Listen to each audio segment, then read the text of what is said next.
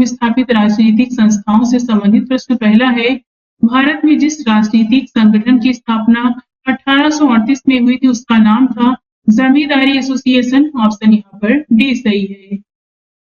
कथन कार्ड दिया गया है जिसमें कथन है, बंगाल ब्रिटिश इंडियन सोसाइटी की स्थापना 1843 ईस्वी में जॉर्ज थॉमसन के प्रयासों का परिणाम था, क्योंकि जॉर्ज थॉमसन को द्वारकानाथ टैगोर इंग्लैंड से भारत राजनीतिक आंदोलन संगठित करने के लिए लाए थे। तो यहाँ पर जो ऑप्शन है यहाँ पर ये दोनों सही है और आर ए की सही व्याख्या भी करता है, इसलिए यहाँ पर ऑप्शन इसमें सी सही होगा। निम्नलिखित में से किस एक में सन 1875 में हाउस ऑफ कॉमन्स में एक याचिका प्रस्तुत करते हुए ब्रिटिश संसद में भारत के प्रत्यक्ष प्रतिनिधित्व की मांग की थी? तो ये है द पूना सार्वजनिक सभा। ऑप्शन यहाँ पर डी सही होगा। भारत संघ के संस्थापक कौन थे? तो ये हैं सुरेंद्र नाथ बनर्जी। ऑप्शन यहाँ पर डी सही है। 1876 ईस्वी में इंडियन एसोसिएशन की स्थापना किसने की थी? तो ये किया था सुरेंद्र नाथ बनर्जी ने। ऑप्शन यहाँ पर ए सही है। निम्नलिखित में से कौन इंडियन एसोसिएशन का संस्थापक था? तो ये हैं S N Banerjee. Option D सही है।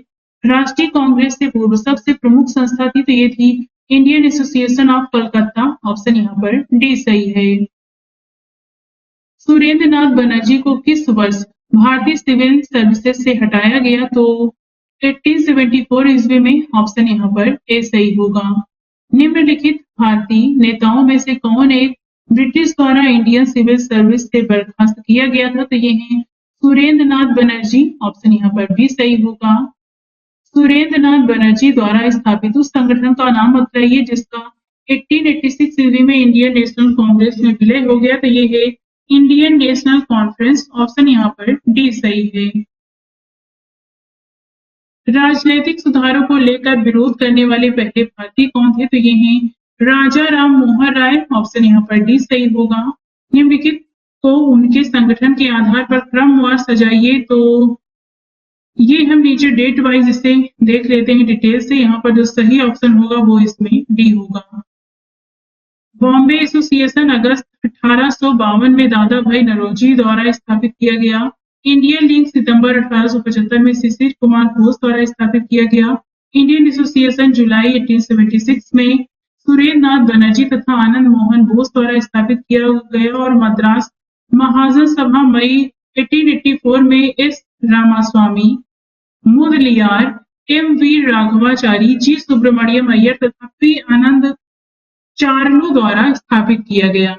मद्रास महाजन सभा की स्थापना की गई थी। तो मद्रास महाजन सभा की स्थापना 1884 में किया गया था। यहाँ कोई भी ऑप्शन सही नहीं है। निम्नलिखित में से कौन 1885 ईस्वी में स्थापित बंबई प्रेसिडेंसी एसोसिएशन के संस्थापकों में से एक था? तो यह फिरोज शाह मेहता। ऑप्शन यहाँ पर ए सही होगा।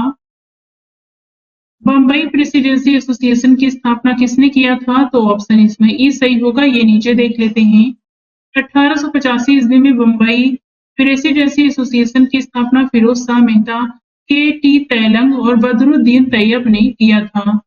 यहाँ पे आपको बताना है कि इनमें से कौन सा सही सुमेलित नहीं है। ब्रिटिश इंडिया सोसाइटी ये लंदन से संबंधित है और ईस्ट इंडिया एसोसिएशन कलकत्ता से नहीं, नेशनल इंडियन एसोसिएशन लंदन से।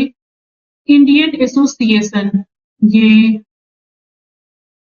ये यहाँ पर बंबई से संबंधित नहीं है। यहाँ पर पहला तीसरा सही है, दूसरा चौथा गलत है। यहाँ पे आपसे गलत पूछा है तो गलत ऑप्शन डी होगा, दूसरा और चौथा।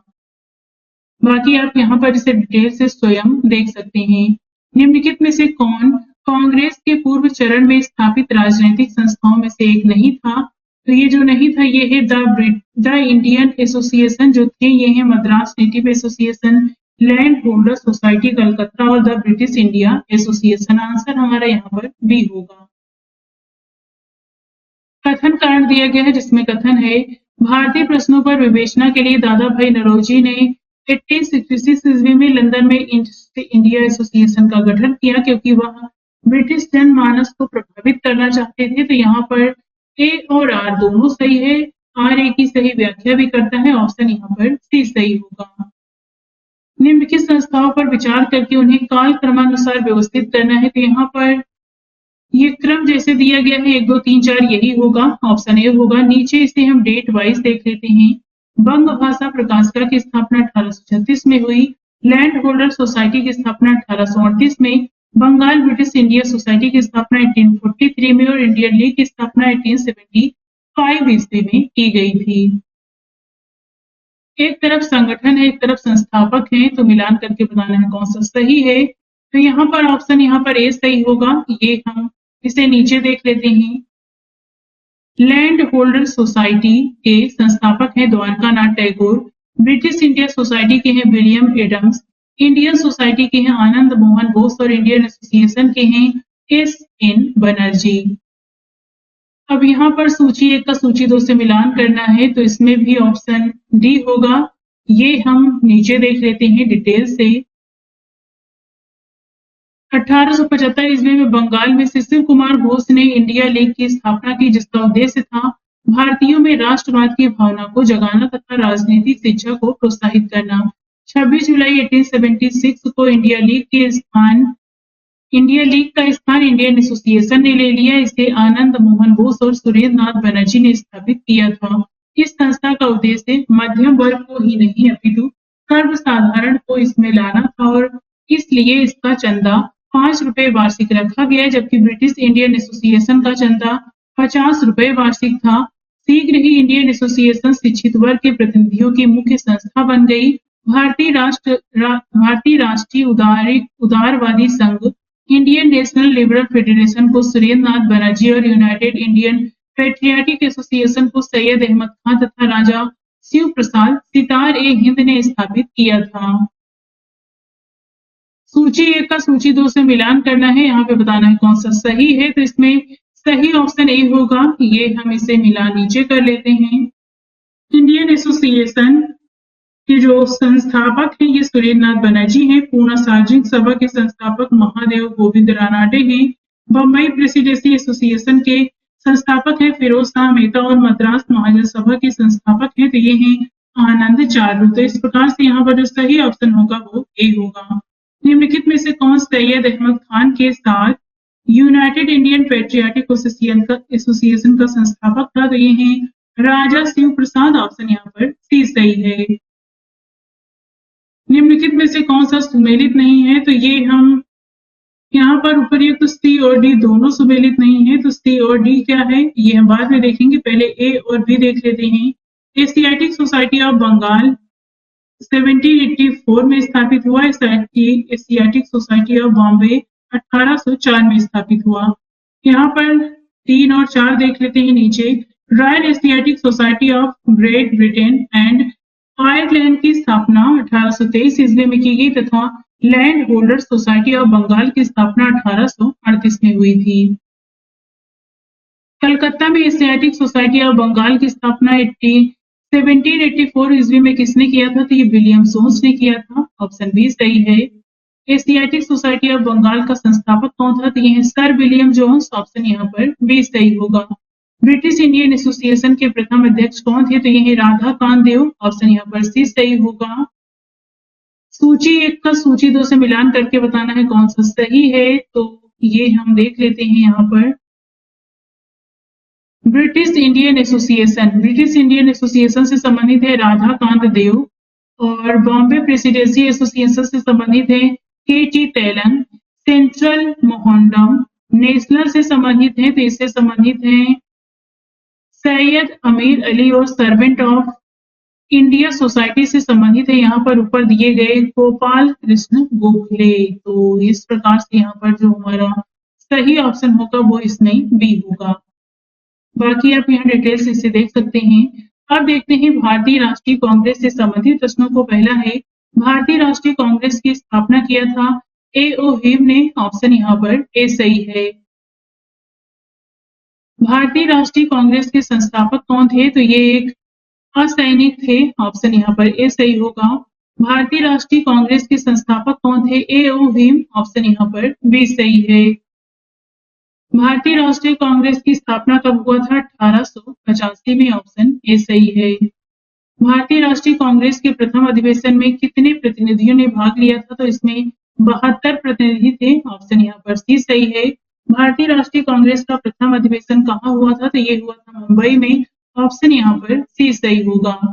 भारतीय राष्ट्रीय कांग्रेस के पहले अध्यक्ष कौन थे? तो ये है डब्ल्यू.सी. बनर्जी। ऑप्शन यहाँ पर भी सही होगा।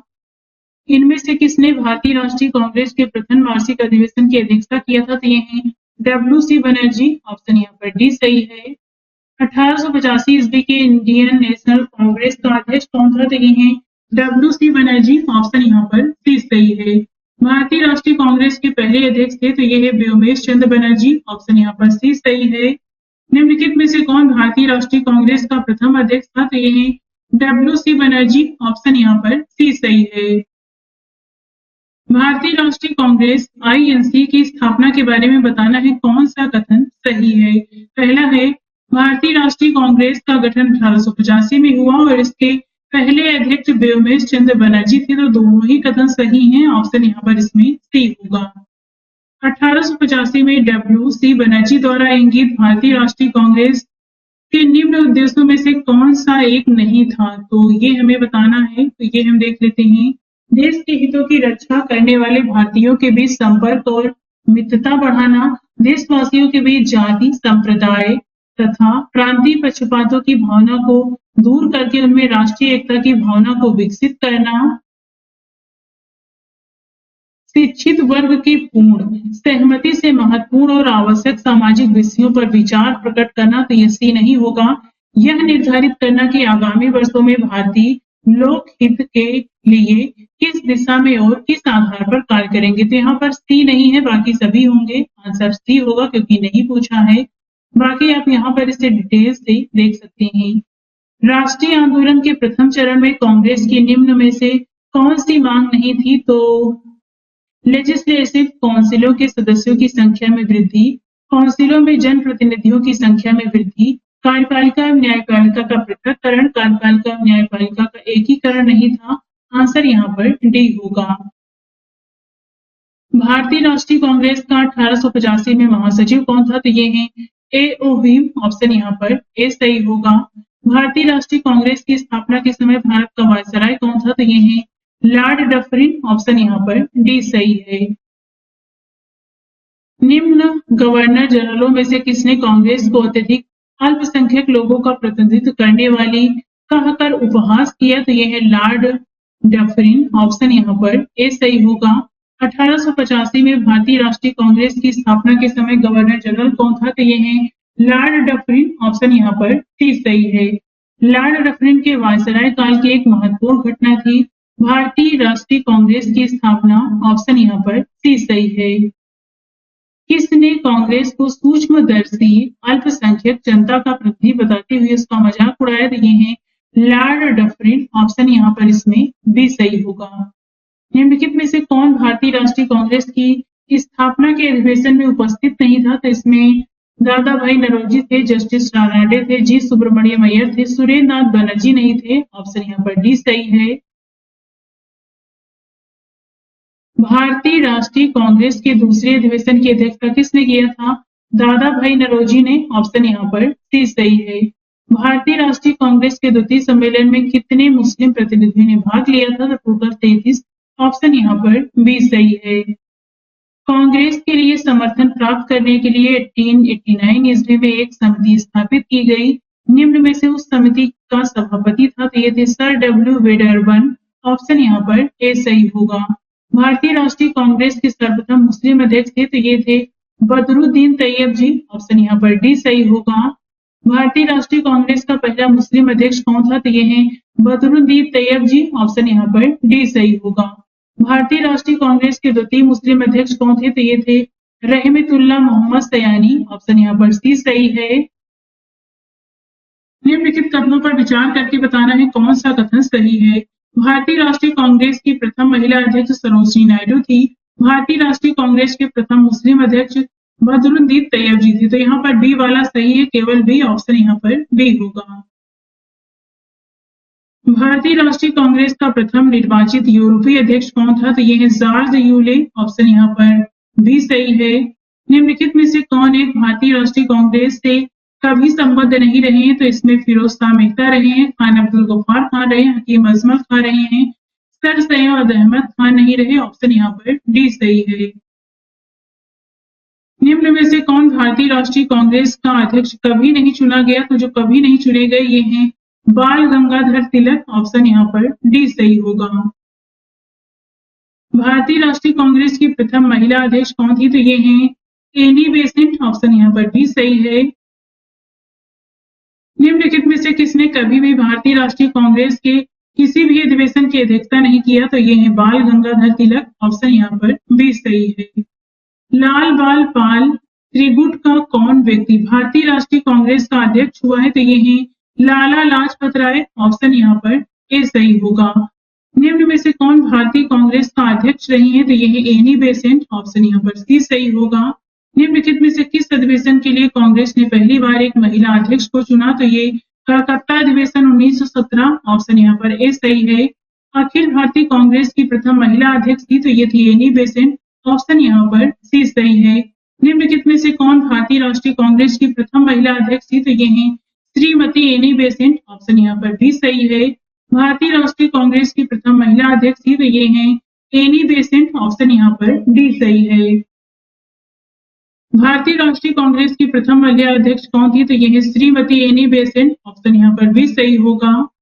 कांग्रेस की प्रथम भारतीय महिला अध्यक्ष कौन थी? तो ये है सरोजिनी नायडू। ऑप्शन यहाँ पर सी सही होगा।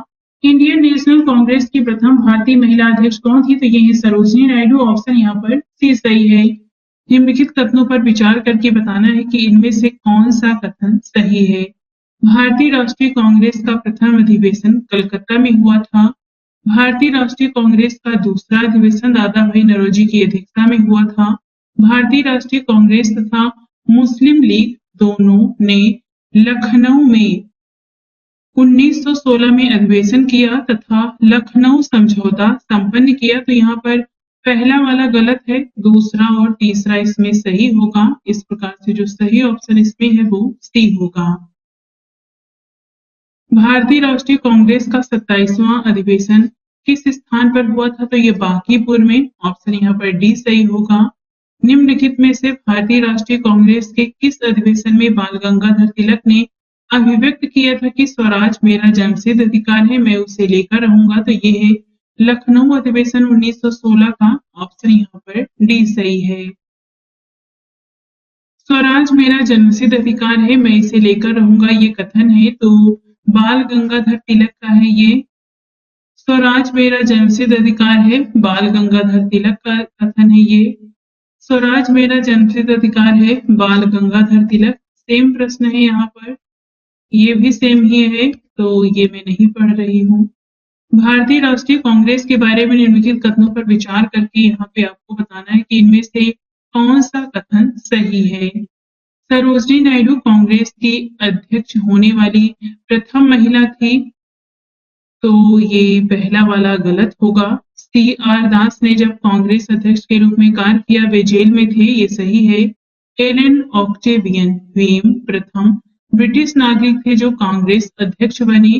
अल्फ्रेड वेब 1894 ईस्वी में कांग्रेस के अध्यक्ष थे। यहाँ पर आपसे सही पूछा है तो दूसरा और चौथा यहाँ पर सही होगा। इस प्रकार से सही ऑप्शन यहाँ पर बी सही है।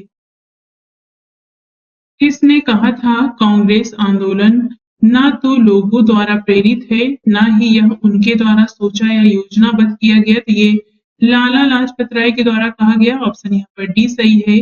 सुरक्षा वाल्व सिद्धांत के आधार पर भारतीय राष्ट्रीय कांग्रेस की स्थापना ब्रिटिश सरकार को खतरों से बचाने के लिए किया था लाला लाजपत राय ने। ऑप्शन यहाँ पर बी सही है। किसने कहा था कांग्रेस पतन के लिए लड़खड़ा रही है, मेरी सबसे बड़ी अभिलाषा जब तक मैं भारत में हूँ कांग्रेस की शांतिपूर्ण समाप्ति में सहयोग करना है? तो ये लॉर्ड कर्जन है। ऑप्शन यहाँ पर बी सही होगा।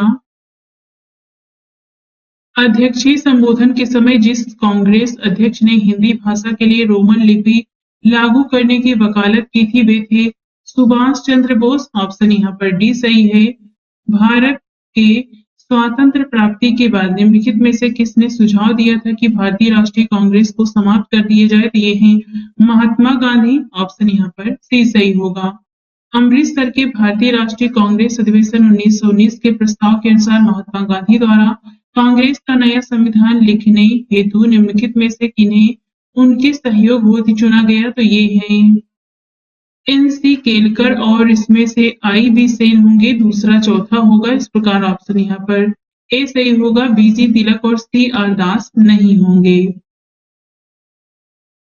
कांग्रेस के एक अधिवेशन में एक गवर्नर जनरल ने भाग लिया था। उक्त गवर्नर जनरल तथा अधिवेशन स्थल कौन सा था? तो ये है लॉर्ड वेलिंगटन। ये बंबई अधिवेशन 1915 में भाग लिए थे। ऑप्शन बी सही है। भारतीय राष्ट्रीय कांग्रेस के निम्नलिखित अधिवेशनों में से किसकी अध्यक्षता सी विजय राघव चेरियाल ने किया था? तो ये नागपुर अधिवेशन 1920 का है। ऑप्शन यहाँ पर बी सही होगा। निम्नलिखित में से किस अधिवेशन में कांग्रेस ने पहली बार भारतीय रियासतों के प्रति अपनी नीति घोषित की थी? तो ये है नागपुर अधिवेशन। ऑप्शन यहाँ पर ए सही है। निम्नलिखित में से कौन सा कथन सत्य है? कांग्रेस के नागपुर सत्र 1920 के पश्चात प्रांतीय कांग्रेस समितियों का गठन भाषाई आधार पर किया गया था। दूसरा है वर्ष 1948 में कांग्रेस ने भाषाई आधार पर प्रांतों के गठन की मांग को अस्वीकार कर दिया। तो यहाँ पर दोनों ही कथन सही हैं। ऑप्शन यहाँ पर इसमें डी होगा। 1922 में गया के इंडियन नेशनल कांग्रेस के अधिवेशन के अध्यक्ष कौन थे? तो ये हैं चित्तरंजन दास। ऑप्शन यहाँ पर ए सही है। भारतीय राष्ट्रीय कांग्रेस के वर्ष 1922 में आयोजित गया अधिवेशन के अध्यक्ष कौन थे? तो ये हैं चित्तरंजन दास। ऑप्शन यहाँ पर ए सही है। निम्नलिखित में से किसने अखिल भारतीय हरिजन सेवक संघ की वर्ष 1932 में स्थापना किया था? एम के गांधी ने। ऑप्शन यहाँ पर बी सही है। नीचे उन व्यक्तियों की सूची दी गई है जो भारतीय राष्ट्रीय कांग्रेस के अध्यक्ष हुए हैं। तिथ्यानुसार उन्हें क्रमबद्ध करके बताना है। तो यहाँ पर जो सही ऑप्शन होगा वो सी होगा। ये नीचे हम डेट वाइज देख लेते हैं। महात्मा गांधी ने केवल एक बार 1924 में बेलगांव अधिवेशन की अध्यक्षता किया था। सरोजिनी नायडू ने 1925 में कानपुर में हुए भारतीय राष्ट्रीय कांग्रेस के 40वें वार्षिक अधिवेशन में कांग्रेस की प्रथम भारतीय महिला अध्यक्ष बनी थी। जवाहरलाल नेहरू ने वर्ष 1929 में लाहौर, अप्रैल 1936 में लखनऊ तथा दिसंबर 1936 में फैजपुर अधिवेशन की अध्यक्षता किया, जबकि पटेल ने वर्ष 1931 के कराची अधिवेशन की अध्यक्षता की थी। भारतीय राष्ट्रीय कांग्रेस के 1924 के अधिवेशन में महात्मा गांधी द्वारा मात्र एक बार अध्यक्षता की गई। यह अधिवेशन कहाँ हुआ था? तो ये बेलगांव में हुआ था। ऑप्शन सी सही है। भारतीय राष्ट्रीय कांग्रेस का एकमात्र अधिवेशन जिसकी अध्यक्षता महात्मा गांधी ने किया, बेलगांव अधिवेशन 1924 का। महात्मा गांधी ने किस वर्ष अध्यक्षता किया था? तो ये किया था 1924 में। एक तरफ अध्यक्ष दिए गए हैं, एक तरफ भारतीय राष्ट्रीय कांग्रेस की सभाओं के स्थान है। मिलान करके बताना है कौन सा सही है। तो ऑप्शन इसमें डी सही है। ये हम नीचे देख लेते हैं।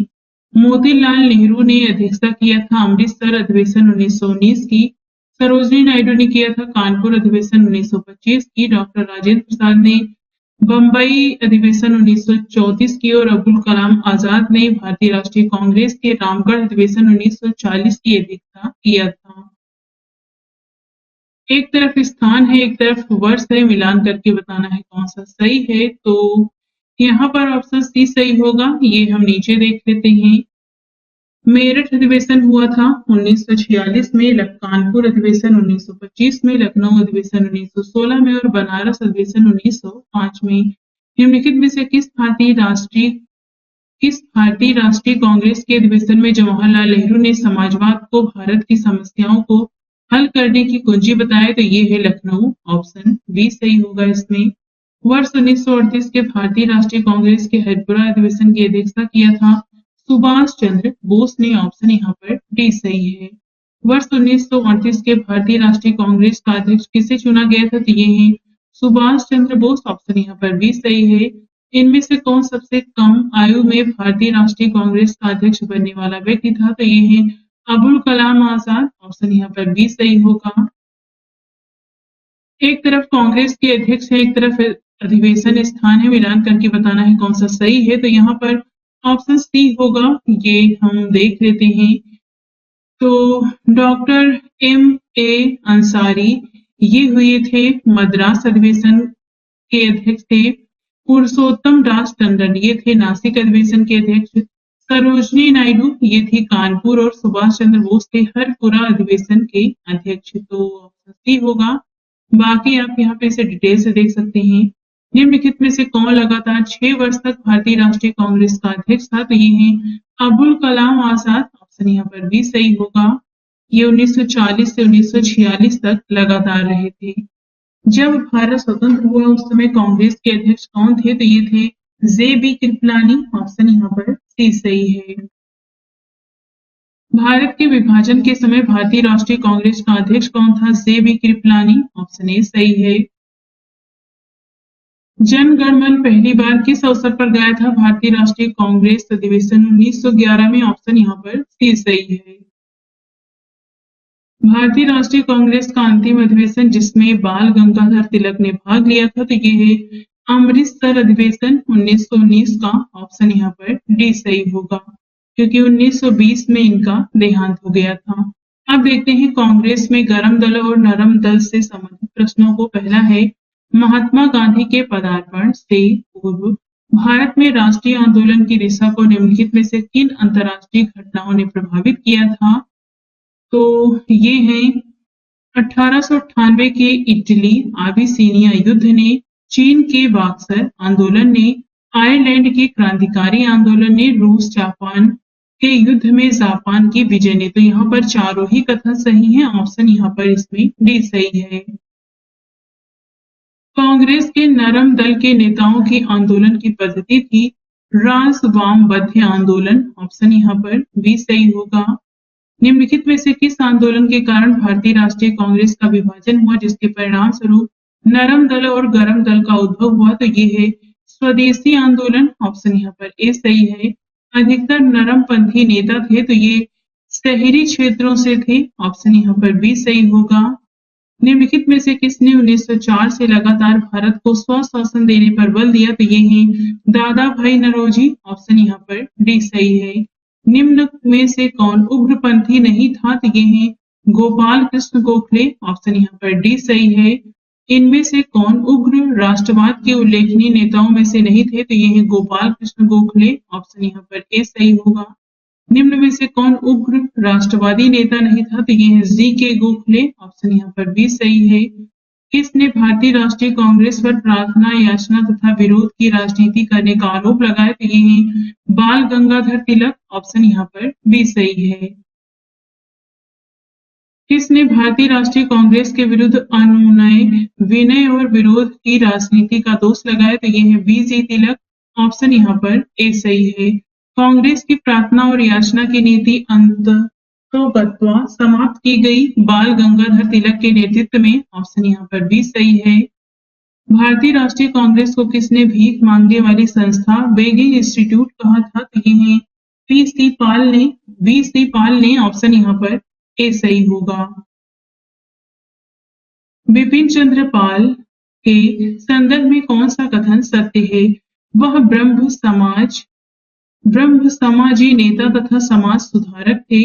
न्यू इंडिया नाम की साप्ताहिक पत्रिका प्रकाशित किया। तो ये दोनों ही कथन सही हैं। ऑप्शन यहाँ पर ए सही होगा। भारतीय राष्ट्रीय आंदोलन गर्मपंथियों के प्रभावाधीन आया था 1906 के बाद। ऑप्शन यहाँ पर ए सही होगा। निम्नलिखित में से कौन सा नेता कांग्रेस के गर्म दल से संबंधित था? तो ये है अरविंद घोष। ऑप्शन यहाँ पर ए सही है। निम्नलिखित में से कौन एक उग्रवादी था? तो ये है बिपिन चंद्र पाल। ऑप्शन यहाँ पर सी सही है। राष्ट्रीय आंदोलन में निम्न में से किसको नरम दली के तौर पर नहीं जाना जाता? तो ये बाल गंगाधर तिलक हैं। ऑप्शन यहाँ पर ए सही होगा। शेर ए पंजाब के नाम से कौन मशहूर था? तो ये है लाला लाजपत राय। ऑप्शन यहाँ पर सी सही है। निम्न में से कौन भारतीय राष्ट्रीय कांग्रेस में उदारवादियों से नहीं जुड़ा था? तो ये है लाला लाजपत राय। ऑप्शन यहाँ पर डी सही है। निम्न में से किस एक को लाला लाजपत राय ने अपना राजनीतिक गुरु माना? तो ये है मैजनी को। ऑप्शन यहाँ पर डी सही है। उन्होंने मैजनी, गैरीबॉल्डी, शिवाजी तथा श्री कृष्ण की जीवनी लिखी। वे अमेरिका में कुछ समय के लिए रहे तथा वे केंद्रीय सभा के सदस्य भी निर्वाचित हुए। वे थे लाला लाजपत राय। ऑप्शन यहाँ पर सी सही है।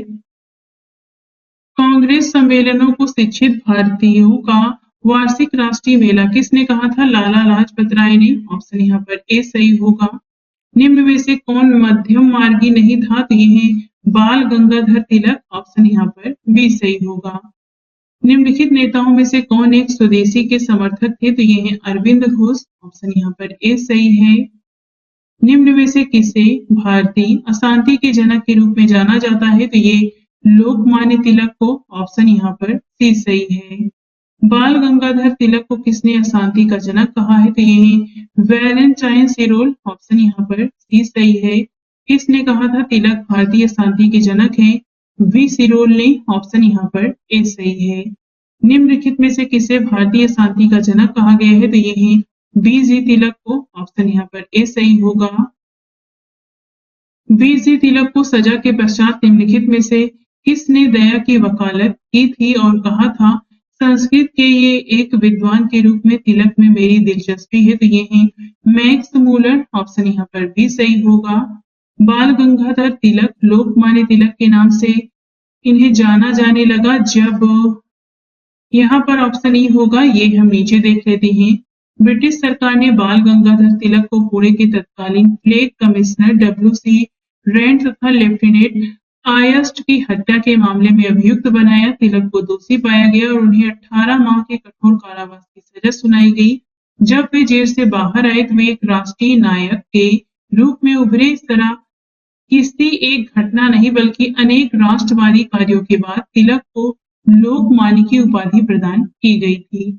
1908 में 6 वर्ष के कारावास की सजा स्वतंत्रता संग्राम के किस उग्रवादी नेता को दी गई थी? तो ये बाल गंगाधर तिलक को। ऑप्शन बी सही है। 1908 में बाल गंगाधर तिलक को जेल की सजा हुई थी 6 वर्षों की।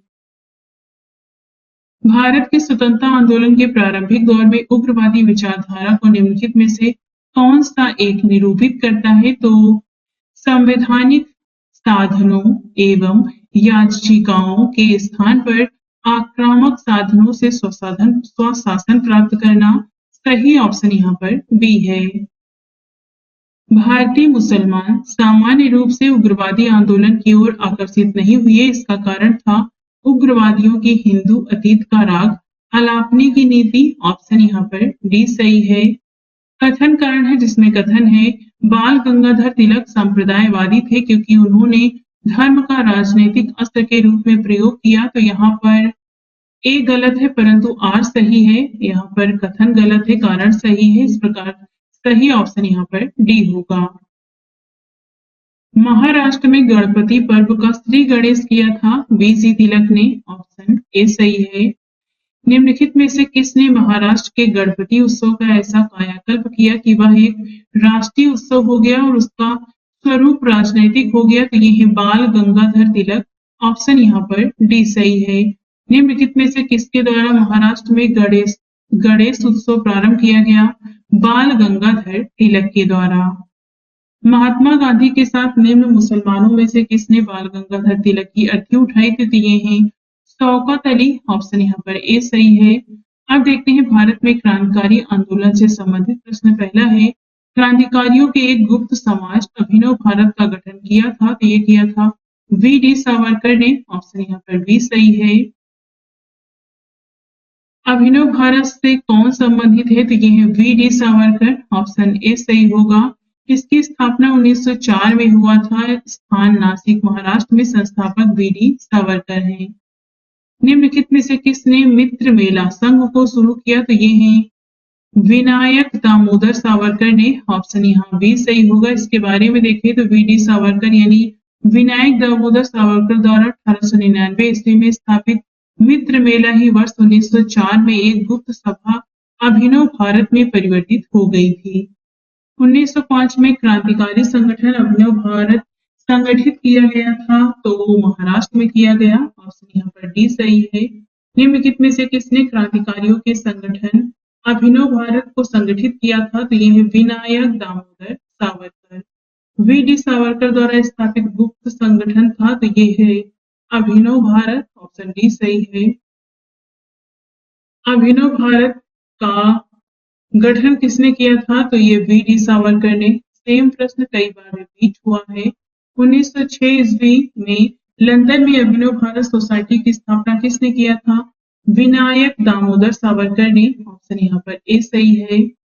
निम्नलिखित में से कौन सा कथन वी.डी. सावरकर के बारे में बताना है यहाँ पर सही दिया गया है? तो यहाँ पर 4 कथन है। पहला है, उन्होंने अभिनव भारत नामक क्रांतिकारी संगठन की स्थापना किया था।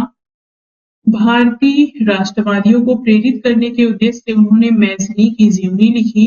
उन्होंने भारत का स्वतंत्रता संग्राम 1857 नामक पुस्तक लिखी, जो 1857 के विद्रोह का एक राष्ट्रवादी दृष्टिकोण प्रदान करती है। ब्रिटिश कैद से मुक्त होने के लिए वे एक चलते जहाज से कूद पड़े थे। तो यहाँ पर चारों ही कथन सही हैं। ऑप्शन यहाँ पर ए सही होगा।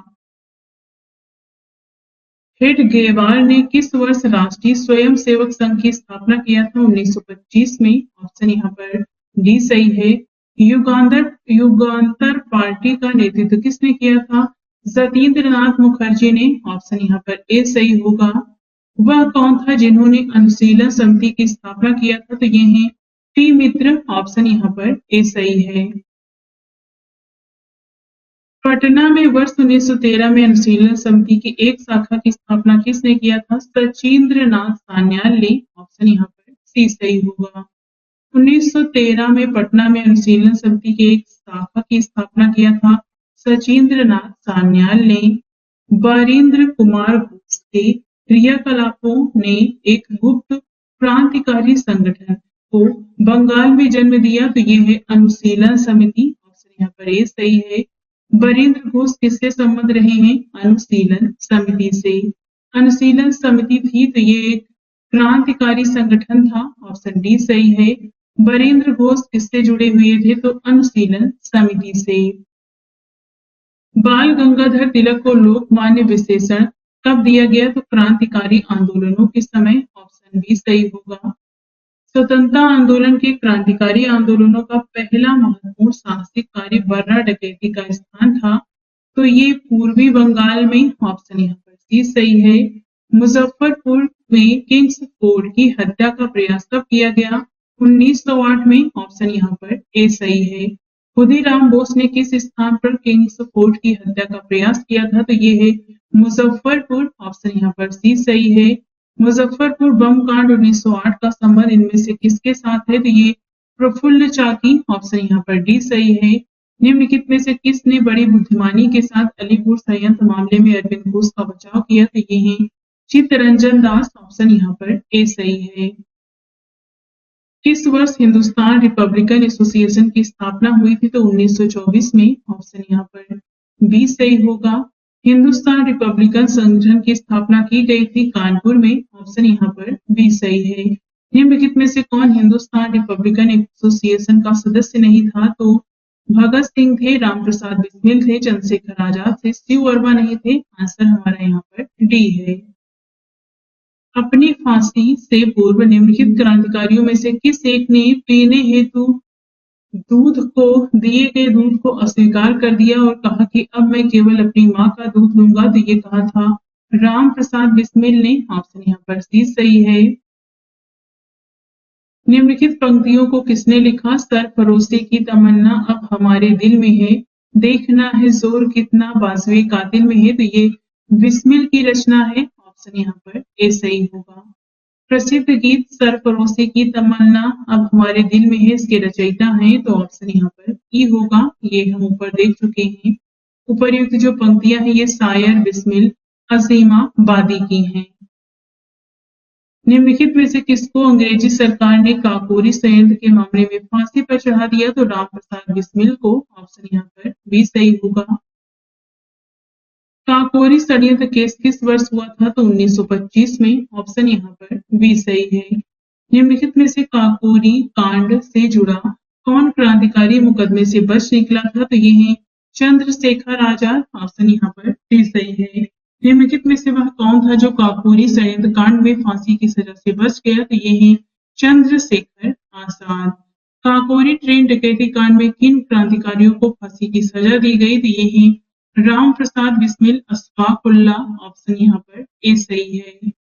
निम्नलिखित में से कौन काकोरी कांड से संबंधित नहीं था? तो राम प्रसाद बिस्मिल थे, राजेंद्र लाड़ी थे, अशफाकुल्ला थे, सूर्य सेन नहीं थे, ऑप्शन यहाँ पर बी सही है। निम्नलिखित क्रांतिकारियों में से कौन काकोरी संयंत्र केस से जुड़ा नहीं है? तो इसमें भगत सिंह संबंधित नहीं है, ऑप्शन यहाँ पर सी होगा। निम्नलिखित में से कौन काकोरी कांड मुकदमे में सरकारी वकील थे? तो ये हैं जगत नारायण मुल्ला, ऑप्शन यहाँ पर बी सही है। निम्नलिखित में से कौन 1924 के कानपुर षड्यंत्र मामले में शामिल नहीं थे? तो इसमें शामिल जो नहीं थे ये हैं M.A. अंसारी, ऑप्शन यहाँ पर डी सही होगा। किसने कहा था दरो दीवार पे हसरत की नजर करते हैं, खुश रहो अहले वतन हम तो सफर करते हैं? तो ये वाजिद अली शाह के शब्द हैं, ऑप्शन यहाँ पर डी सही होगा। हिंदुस्तान सोशलिस्ट रिपब्लिकन एसोसिएशन गठित की गई थी? तो ये गठित की गई थी चंद्रशेखर आजाद के द्वारा, ऑप्शन यहाँ पर सी सही है। भगत सिंह ने सेंट्रल असेंबली में बम फेंका था बटुकेश्वर दत्त के साथ में, ऑप्शन यहाँ पर सी सही होगा। हिंदुस्तान सोशलिस्ट रिपब्लिकन एसोसिएशन की स्थापना हुई थी 1928 में, ऑप्शन यहाँ पर डी सही है। निम्नलिखित में से किसने बाहरी ब्रिटिश सरकार को सुनाने हेतु केंद्रीय विधानसभा में 8 अप्रैल 1929 को बम फेंका था? तो ये थे भगत सिंह और बटुकेश्वर दत्त। ए और 4 होगा, राजगुरु सुखदेव नहीं थे, आंसर यहाँ पर इसमें डी होगा। हिंदुस्तान सोशलिस्ट रिपब्लिकन एसोसिएशन के संस्थापक नेताओं में एक थे भगत सिंह, ऑप्शन यहाँ पर भी सही है। किसने सचिंद्र सान्याल द्वारा स्थापित हिंदुस्तान रिपब्लिकन एसोसिएशन का नाम बदलकर हिंदुस्तान सोशलिस्ट रिपब्लिकन एसोसिएशन कर दिया? तो ये हैं चंद्रशेखर आजाद, ऑप्शन यहाँ पर डी सही है। वर्ष 1928 में हिंदुस्तान सोशलिस्ट रिपब्लिकन एसोसिएशन की स्थापना कहाँ हुई थी? तो दिल्ली में, ऑप्शन यहाँ पर भी सही होगा। हिंदुस्तान समाजवादी प्रजातंत्र संघ के संस्थापक कौन थे? तो यहाँ पर कोई भी ऑप्शन सही नहीं है। हिंदुस्तान समाजवादी प्रजातंत्र संघ नाम से कोई भी संस्था इतिहास में नहीं रही है। यहाँ पर अगर हम यहाँ पर देखें तो इसमें भगत सिंह, चंद्रशेखर आजाद, सचिंद्र सान्याल द्वारा वर्ष 1928 में गठित संस्था का नाम हिंदुस्तान समाजवादी प्रजातंत्र संघ बताया गया है। तो बाकी आप इसे देख सकते हैं। नेक्स्ट है क्रांतिकारी चंद्रशेखर आजाद को अंग्रेजों ने कैसे मार डाला था? मुठभेड़ में गोलियों से, ऑप्शन सी सही होगा। ये वर्तमान प्रयागराज में अल्फ्रेड पार्क, जिसे शहीद चंद्रशेखर पार्क भी कहते हैं, आजाद पार्क, यहीं पर मारा गया था। इंकलाब जिंदाबाद का नारा किसने दिया था? भगत सिंह ने, ऑप्शन सी सही होगा। प्रसिद्ध नारा इंकलाब जिंदाबाद किसने दिया? तो ये दिया भगत सिंह ने। इंकलाब जिंदाबाद का नारा किससे जुड़ा है? सरदार भगत सिंह से। सरकार के विरोध में असेंबली में बम फेंकने के समय भगत सिंह की उम्र क्या थी? तो इनकी उम्र थी 21 साल से थोड़ा ज्यादा, ऑप्शन बी सही होगा। सुखदेव भगत सिंह राजगुरु को फांसी किस तारीख को दी गई थी? तो ये दिया गया था इन्हें फांसी 23 मार्च 1931 को, ऑप्शन यहाँ पर भी सही है। भगत सिंह का स्मारक कहाँ स्थित है? तो ये है फिरोज शाह में, ऑप्शन ए सही होगा यहाँ पर। लाहौर षड्यंत्र कांड में निम्नलिखित में से किस क्रांतिकारी को फांसी नहीं हुई? तो ये हैं बटुकेश्वर दत्त, ऑप्शन यहाँ पर ए सही होगा। भगत सिंह, सुखदेव और राजगुरु को किस वाद केस में फांसी की सजा सुनाई गई थी? तो ये है लाहौर षड्यंत्र केस, ऑप्शन यहाँ पर बी सही है।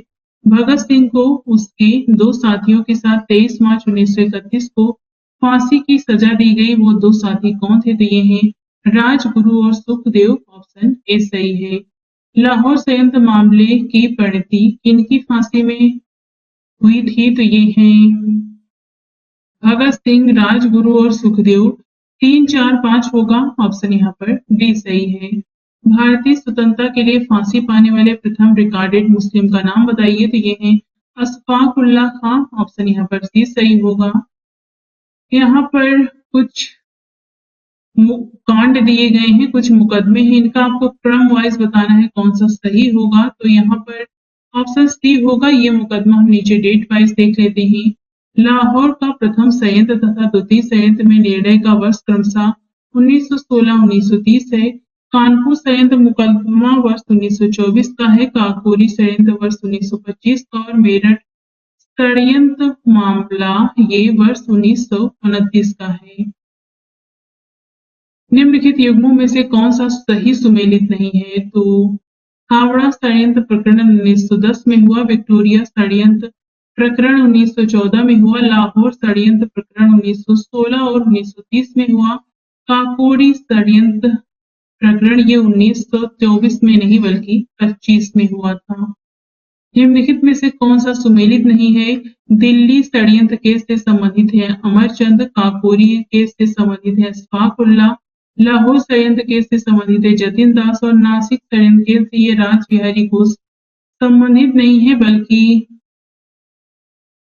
दिल्ली षड्यंत्र केस, जबकि जो ये राज बिहारी बोस का संबंध दिल्ली षड्यंत्र केस से था। वे गिरफ्तारी से बचने के लिए जापान चले गए थे, न कि नासिक से। तो ये आप यहाँ पे देख सकते हैं।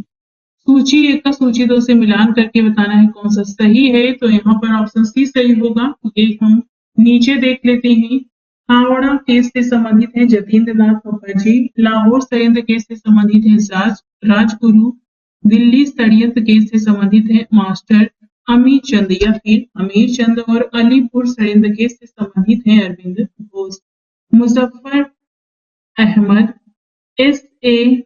डांगे, शौकत उस्मानी तथा नलिनी गुप्ता किस षड्यंत्र के लिए कैद किए गए थे? तो ये था कानपुर बोल्शेविक षड्यंत्र कांड। ऑप्शन यहाँ पर डी सही है।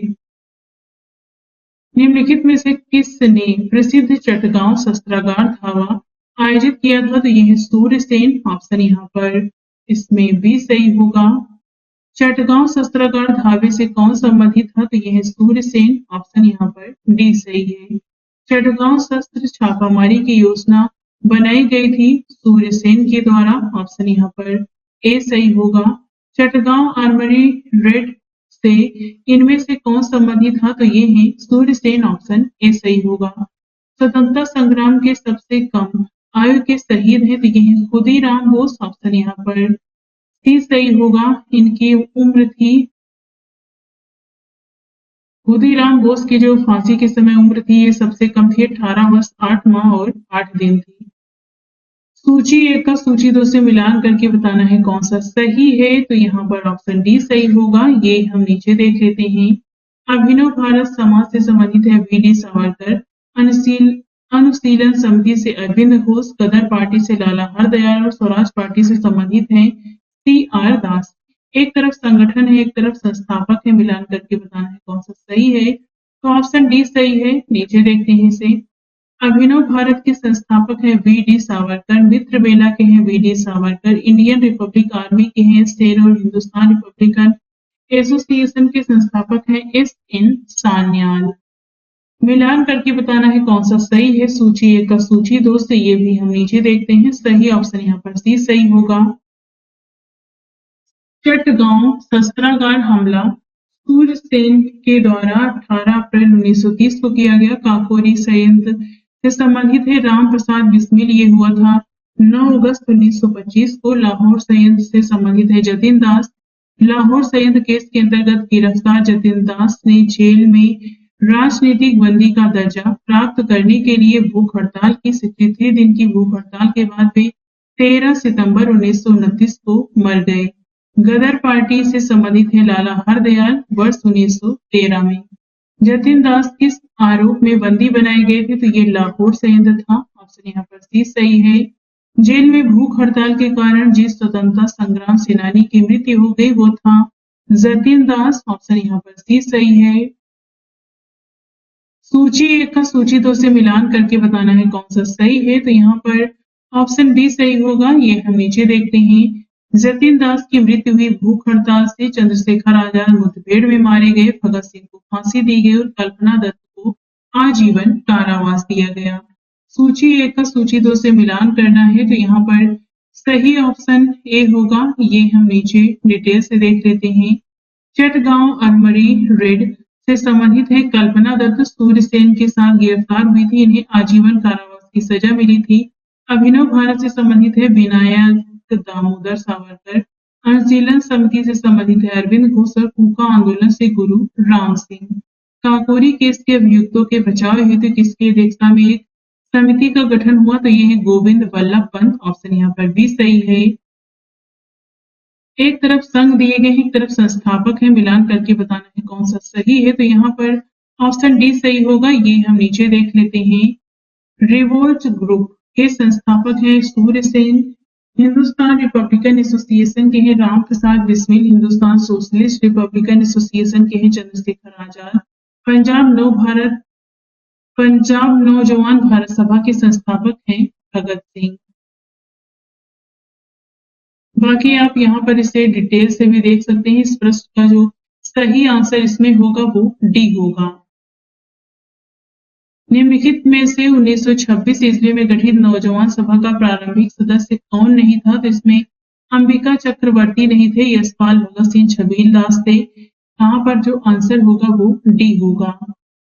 नीचे यहाँ पर कूट दिया गया है, आपको बताना है कि इनमें से क्रांतिकारी गतिविधियों में लिप्त संगठनों का चयन करना है कि कौन सी क्रांतिकारी गतिविधियों में लिप्त रही है। तो ये रही हैं अभिनव भारत और अनुशीलन समिति।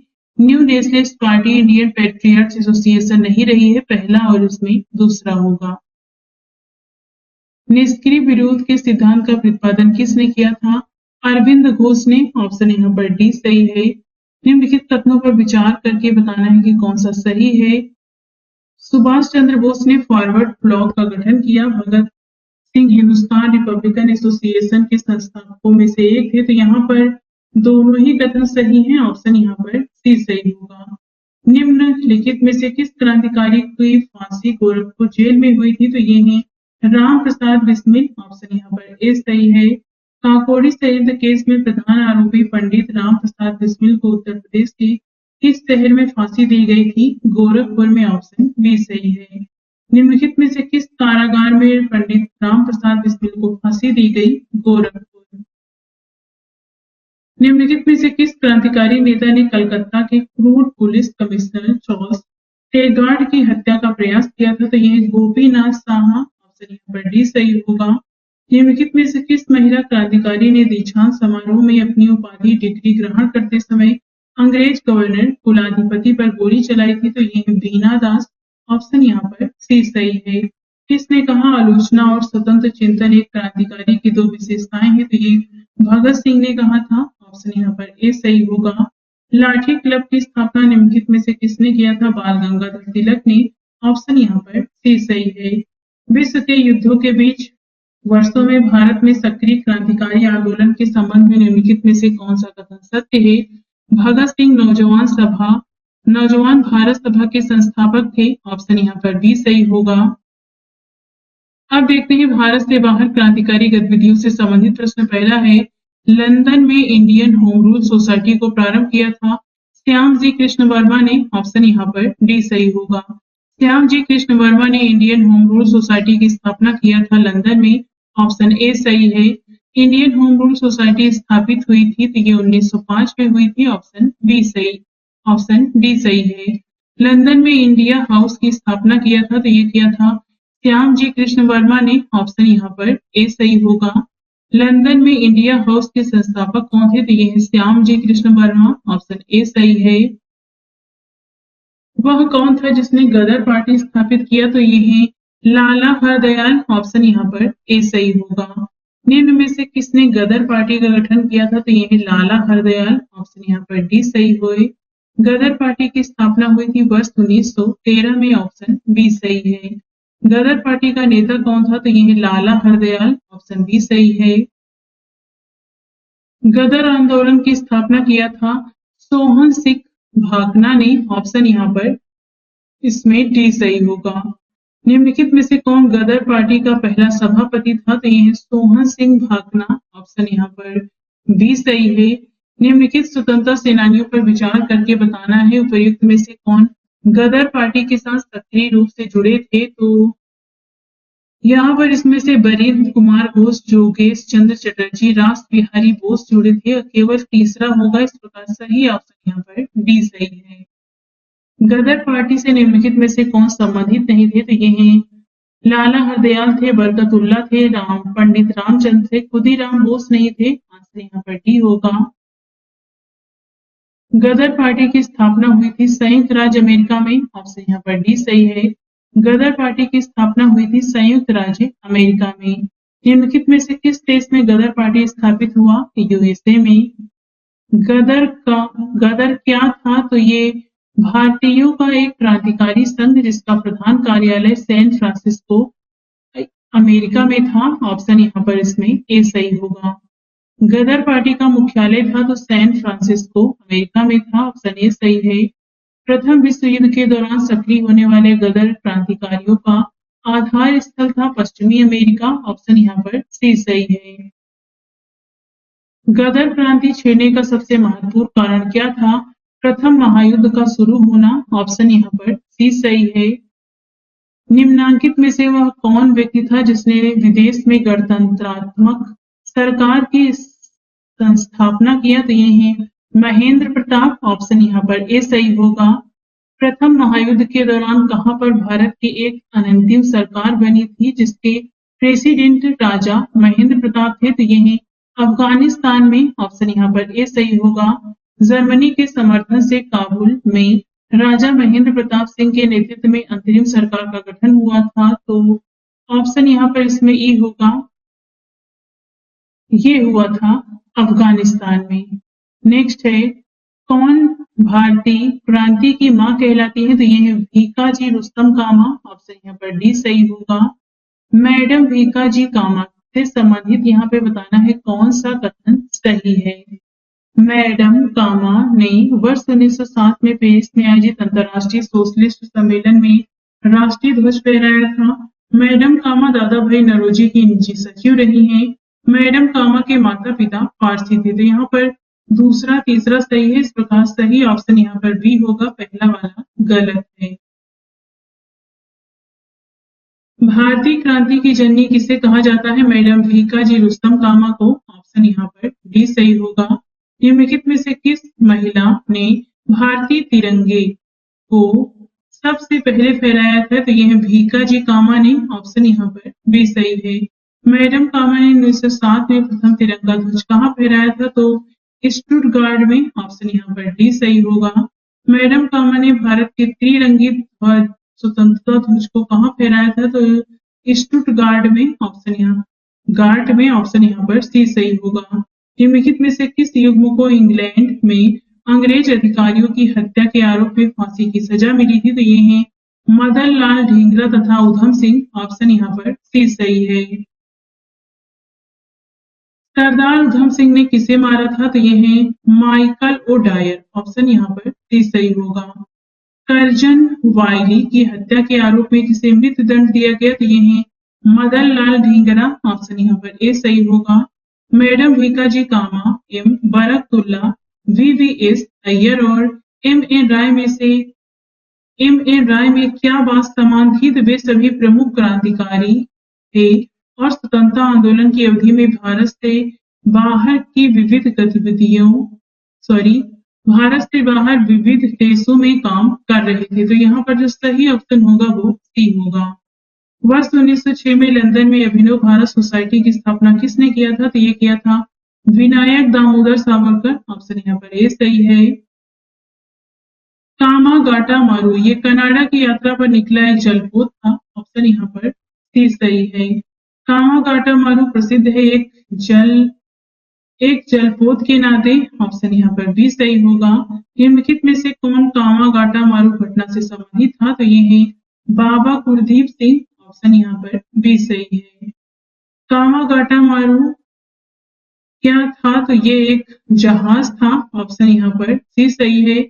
ये ऊपर गुरदीप को ही इस प्रश्न में गुरदीप लिखा गया है, तो ये गुरदीप है। आप ये करेक्ट कर लीजिएगा। निम्नलिखित घटनाओं पर विचार करके काल क्रमानुसार व्यवस्थित करके बताना है कौन सा सही है। तो ये यहाँ पे ऑप्शन ए होगा। ये घटनाएं हम नीचे डेट वाइज देख लेते हैं। गदर पार्टी की स्थापना 21 अप्रैल 1913 को हुआ। बर्लिन में इंडियन इंडिपेंडेंट कमेटी की स्थापना 1914 में हुआ। केंद्रीय असेंबली बम कांड 8 अप्रैल 1929 को और चटगांव शस्त्रागार पर छापा 18 अप्रैल 1930 को पड़ा था। वह कौन थे जिन्होंने इंडिपेंडेंट लीग की स्थापना किया था? तो ये हैं रास बिहारी बोस। ऑप्शन यहाँ पर सी सही है। अब देखते हैं बंगाल विभाजन 1905 तथा स्वदेशी आंदोलन से संबंधित प्रश्नों को। पहला है, निम्नलिखित में से सबसे बाद में क्या हुआ था? तो इसमें बंगाल का विभाजन सबसे बाद में हुआ। ऑप्शन बी सही है। यहाँ पर डेट वाइज देख लेते हैं। सर्वप्रथम 1793 ईस्वी में लॉर्ड कॉर्नवालिस ने स्थायी बंदोबस्त प्रणाली लागू किया। लॉर्ड वेलेजनी ने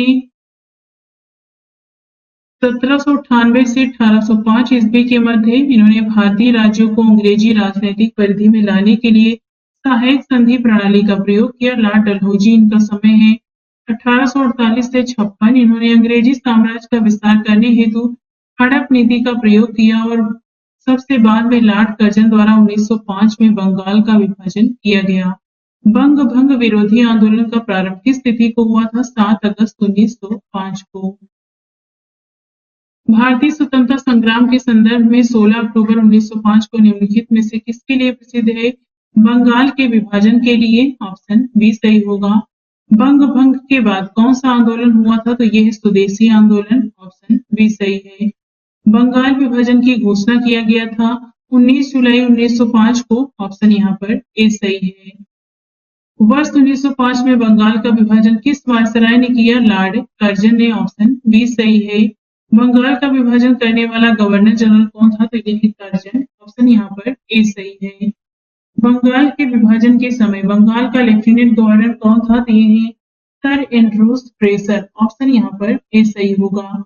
निम्नलिखित में से किसने बंगाल के विभाजन 1905 के विरोध में हुए आंदोलन का नेतृत्व किया? तो ये है सुरेंद्र नाथ बनर्जी ने। ऑप्शन यहाँ पर ए सही होगा। बंगाल विभाजन के विषय में किसने कहा था कि विभाजन हमारे ऊपर बम की तरह गिरा? तो ये कहा था सुरेंद्र नाथ बनर्जी ने। ऑप्शन यहाँ पर ए सही है। निम्नलिखित में से कौन स्वदेशी आंदोलन का आलोचक था एवं पूर्व तथा पाश्चात्य के मध्य एक बेहतर संबंध का समर्थक था? तो ये है आर एन टैगोर। ऑप्शन यहाँ पर सी सही है। बंगाल में ब्रिटेन की वस्तुओं के बहिष्कार का सुझाव सर्वप्रथम किसने दिया था? कृष्ण कुमार मित्र ने। ऑप्शन यहाँ पर बी सही होगा। ब्रिटिश वस्तुओं के बहिष्कार को राष्ट्रीय नीति के रूप में अपनाया गया था 1905 में। ऑप्शन यहाँ पर डी सही है।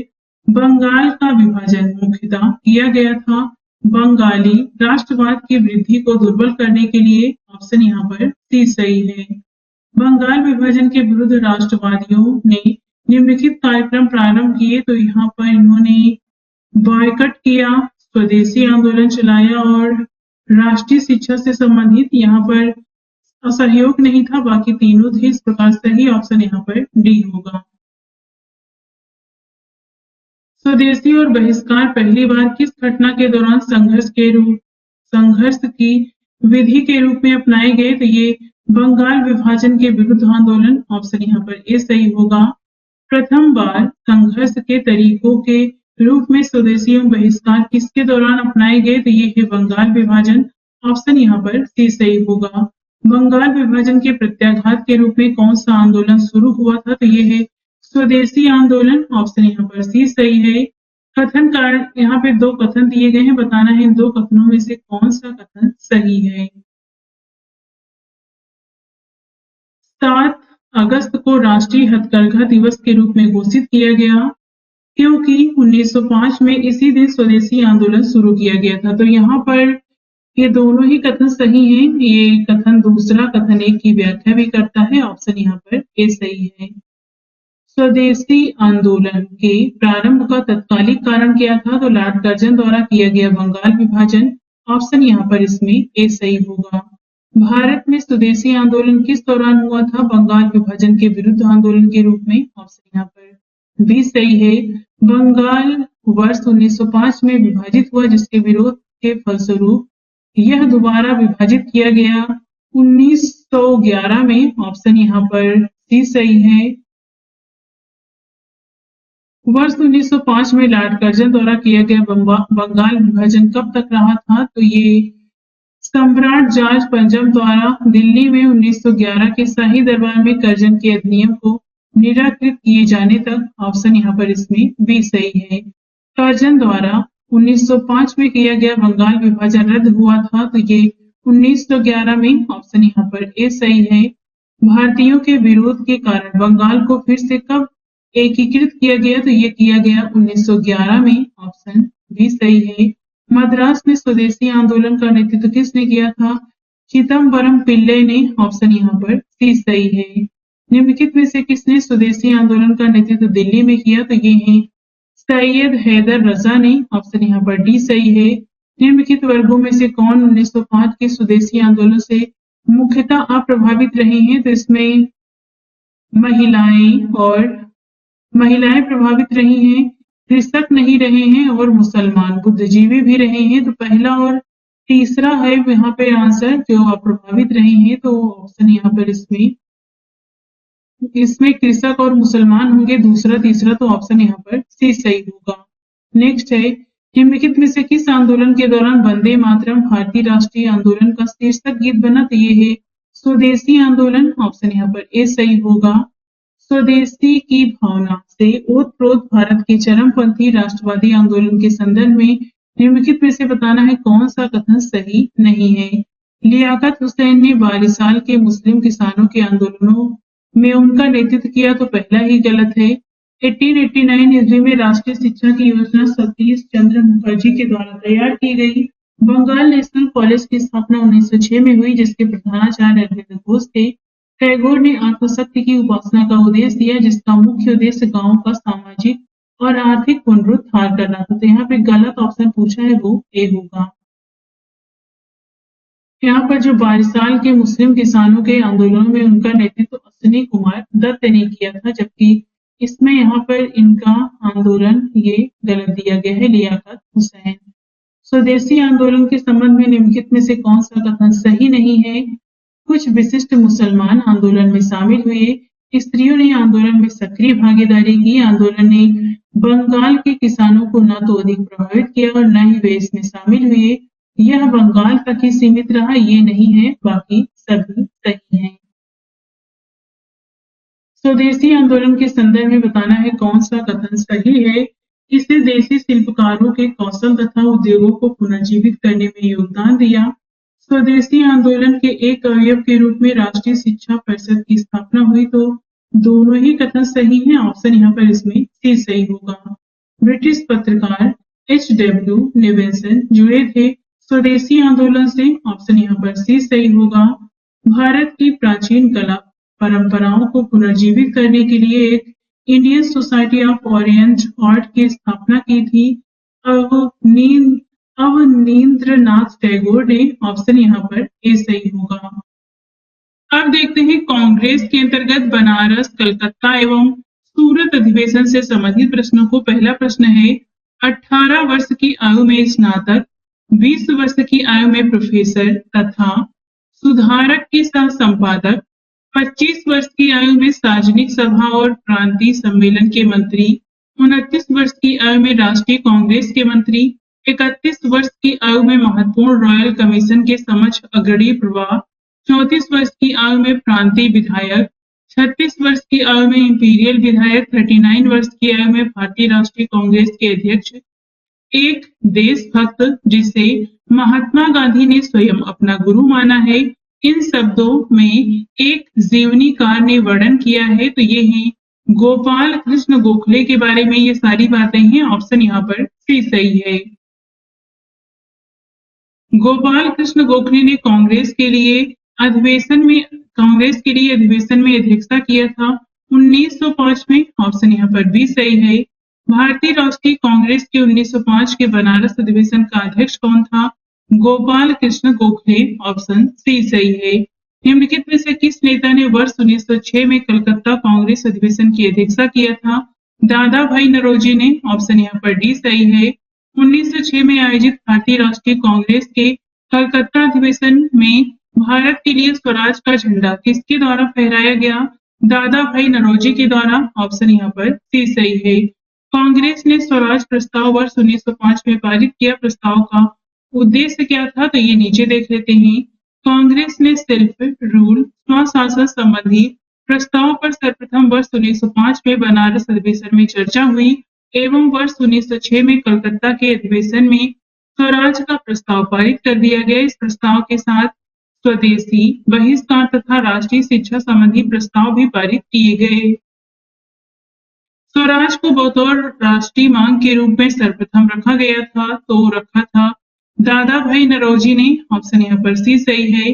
कांग्रेस के मंच से भारतीय राष्ट्रीय कांग्रेस के किस अधिवेशन में प्रथम बार स्वराज शब्द व्यक्त किया गया तो यह है कलकत्ता अधिवेशन 1906 का। ऑप्शन यहाँ पर बी सही होगा।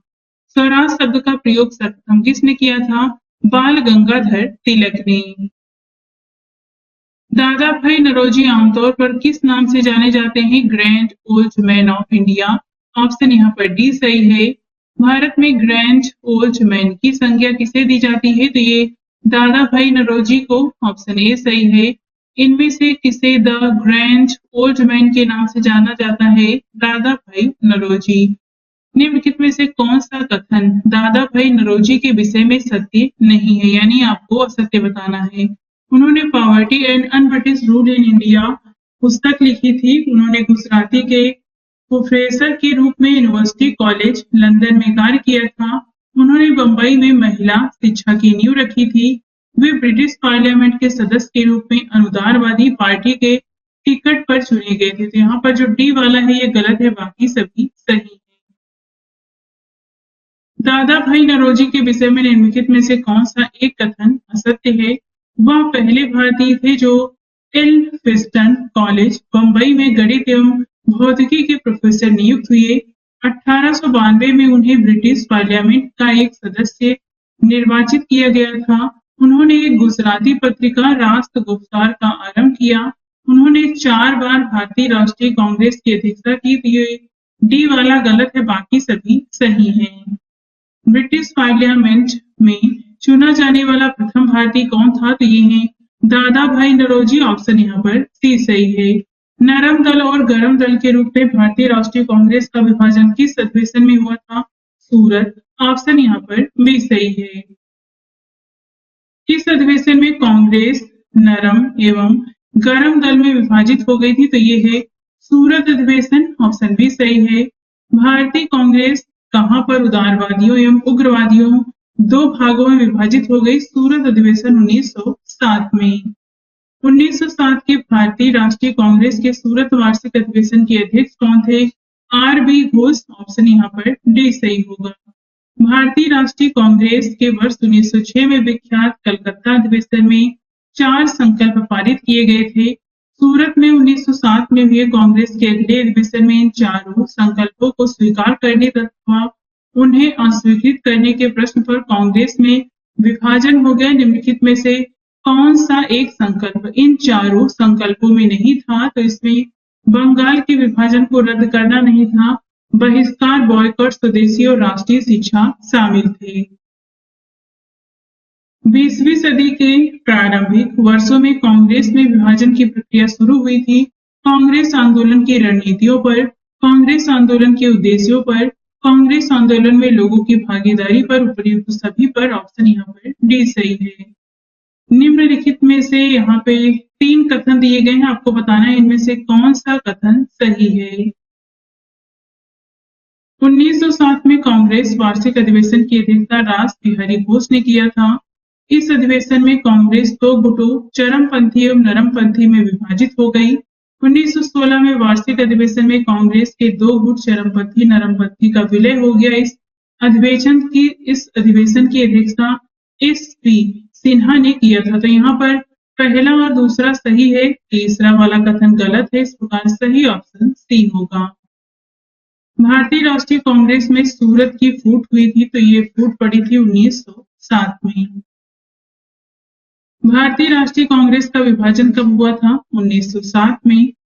सूरत विभाजन का नेतृत्व किया था तो ये किया था तिलक जी ने। ऑप्शन यहाँ पर सी सही होगा। वर्ष 1907 में सूरत में भारतीय राष्ट्रीय कांग्रेस के विभाजन का मुख्य कारण क्या था?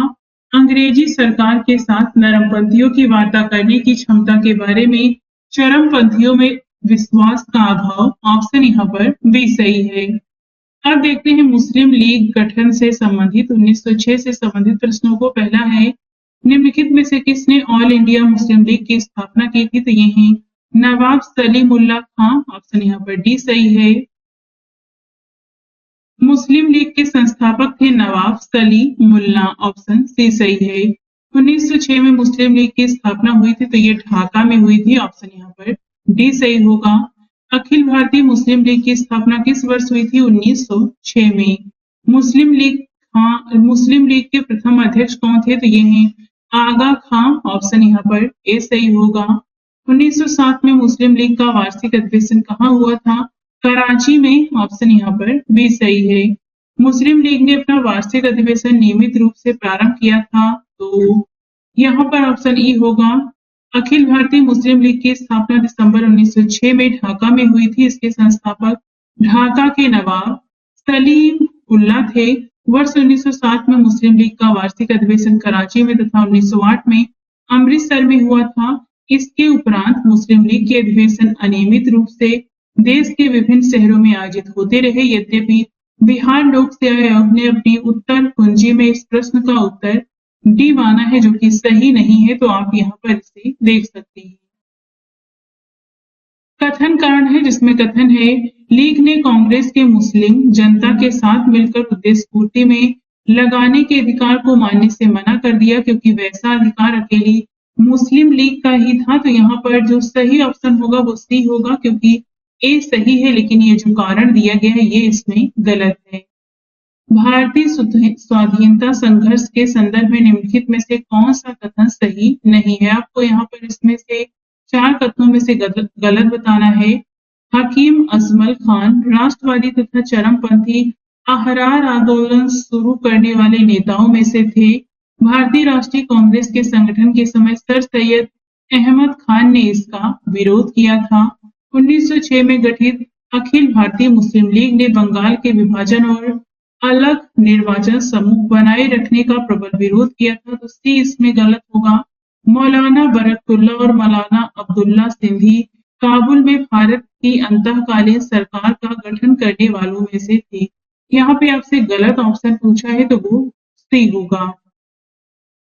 वर्ष 1906 में मिंटो से शिमला में मिले मुसलमानों के शिष्टमंडल ने प्रार्थना किया था मुसलमानों के लिए पृथक निर्वाचक वर्ग की। ऑप्शन यहाँ पर ए सही है।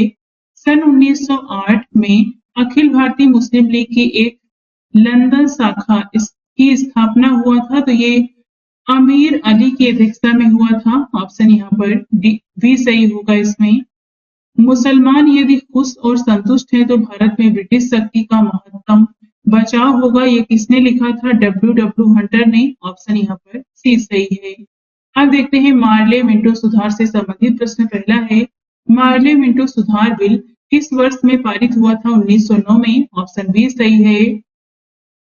1909 के इंडियन काउंसिल एक्ट में किस बात की व्यवस्था की गई? तो ये है सांप्रदायिक प्रतिनिधित्व। ऑप्शन यहाँ पर भी सही है। राष्ट्रीय आंदोलन की अवधि में जिस घटना में मतभेद के बीच थे वह जिसने अंततः देश का विभाजन कराया, ये थी विधानसभाओं में मुसलमानों के लिए पृथक निर्वाचन क्षेत्रों और स्थानों का आरक्षण। ऑप्शन यहाँ पर डी सही है। राजेंद्र प्रसाद ने किसे पाकिस्तान का जन्मदाता माना? तो ये है लॉर्ड मिंटो। ऑप्शन यहाँ पर सी सही है। ऑप्शन यहाँ पर इसमें सी सही होगा, क्योंकि राजेंद्र प्रसाद ने पाकिस्तान का जन्मदाता माना था यहाँ पर लॉर्ड मिंटो को। नेक्स्ट है इसमें,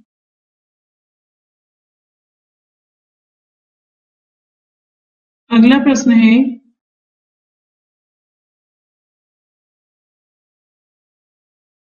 अब देखते हैं दिल्ली दरबार और राजधानी परिवर्तन से संबंधित प्रश्नों को। पहला है, ब्रिटिश काल में दिल्ली के पहले भारत की राजधानी कहाँ थी? तो ये थी कलकत्ता में। ऑप्शन यहाँ पर इसमें ए सही होगा। ऊपर सारे प्रश्न कवर हो गए हैं। नेक्स्ट है, वर्ष 1912 में जब राजधानी कलकत्ता से दिल्ली लाई गई उस समय भारत का वायसराय कौन था? तो ये है लॉर्ड हार्डिंग। ऑप्शन यहाँ पर डी सही है। दिल्ली भारत की राजधानी बनी थी 1911 में। ऑप्शन यहाँ पर बी सही है। किस वर्ष भारत की राजधानी कलकत्ता से दिल्ली स्थानांतरित की गई थी? 1912 में। ऑप्शन यहाँ पर डी सही है। किस वर्ष भारत की राजधानी कलकत्ता से दिल्ली आई? 1911 में। दिल्ली में उनके राजकीय प्रवेश के अवसर पर बम फेंका गया था, तो ये लॉर्ड हार्डिंग पर फेंका गया था। ऑप्शन यहाँ पर डी सही होगा।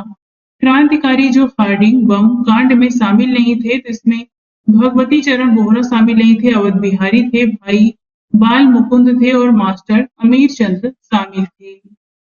निम्नलिखित में से कौन सा संगठन दिल्ली में वायसराय लॉर्ड हार्डिंग पर बम फेंकने के लिए उत्तरदायी था? तो ये है अनुशीलन समिति। ऑप्शन यहाँ पर ए सही होगा। ब्रिटिश शासन के दौरान बिहार को एक अलग प्रांत का दर्जा किस वर्ष प्राप्त हुआ था? 1912 में। ऑप्शन यहाँ पर बी सही है। कब बिहार पहली बार ब्रिटिश शासित भारत के तहत बंगाल प्रेसिडेंसी से अलग हुआ? तो ये हुआ था 1912 में। ऑप्शन ए सही होगा। कांग्रेस के